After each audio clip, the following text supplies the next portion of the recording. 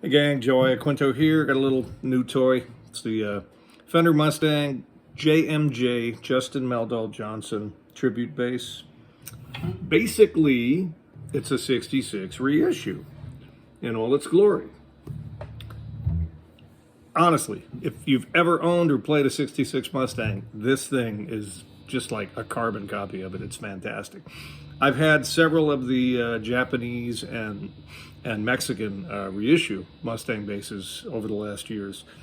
I never liked them. They just felt weird. They felt like toys. The necks were terrible. They were awful. Then I'd go into like the vintage room at Guitar Center and play a real 66 and go, yeah, see, nothing.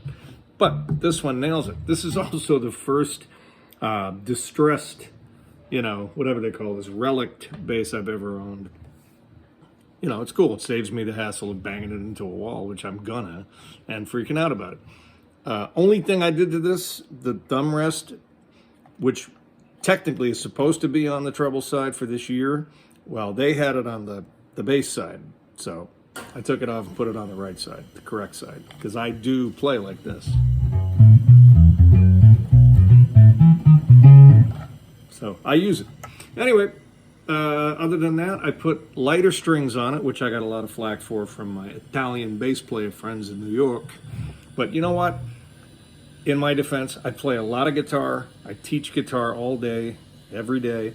And when I pick up a bass, if it's got thick strings on it, managgia, I can't do it anymore, So it's easier for me to play lightweight, light gauge flat wounds. They're still flat wounds. I'm still a man. But this bass came with heavier gauge Fender flat wounds. Anyway, not going to bore you. It's a really cool bass. This thing is very cool. I did some horse trading to get it.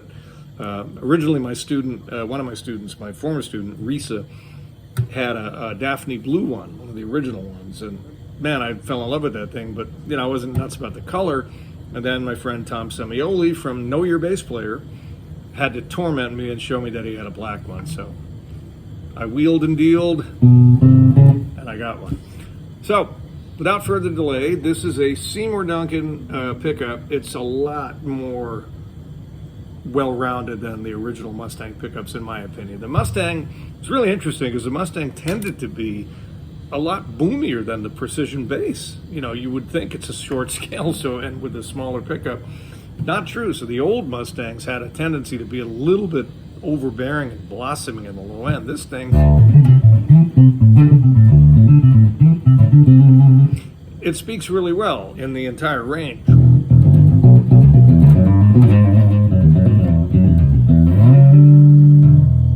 Right? It's right there.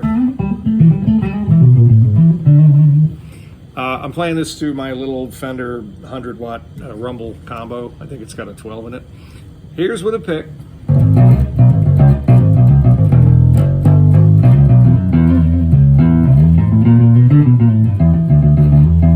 And again, they're flat wound strings.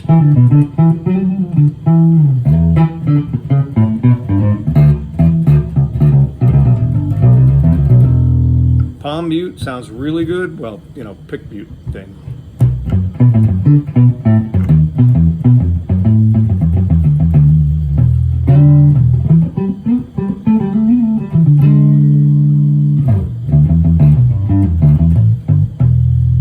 And if you do use your thumb and mute,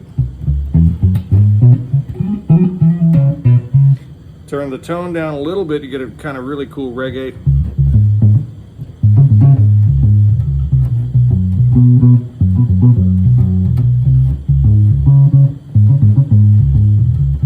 Makes me wish I smoked the ganja. I don't. Not passing judgment, not for me. Anyway, cool bass. I'll do a little bit more on it another day, but I really am having a good time with it. Here it is. I'm going to turn down the volume a little bit. There's no compression in that amp, so I don't want to slap it and have my family come down and, knock me out.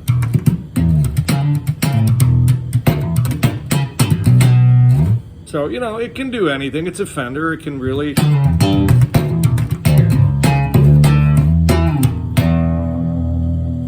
But it's a lot of fun. It's lightweight. This particular one is under 8 pounds, which was, you know, a real criteria for me buying it.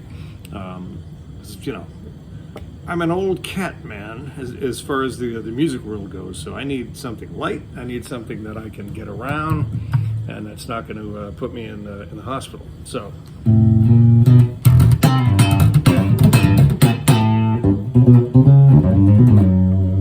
Here's the tone all the way down. Almost gets that.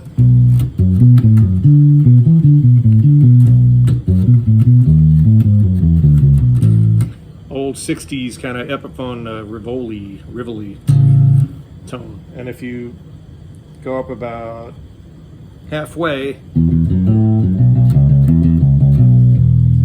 go up all the way. So it's a really responsive tone pod. Anyway, it's a good bass if you're looking for a short scale that has a lot of vibe, you know, that you can bring to a gig and play everything on, because gigs are coming back. If we're safe, we can get out there, and that's going to give you, you know, a lot of fun. Here it is.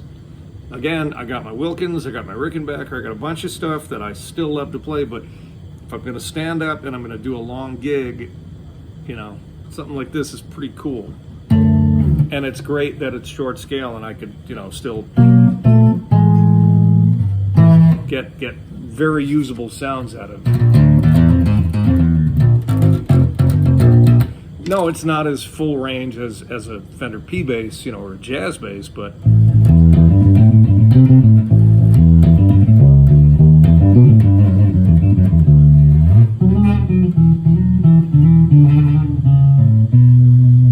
can still do a lot with it. So anyway, Fender JMJ Mustang Relic bass, I guess they call it. I don't know, there's probably nicknames for it.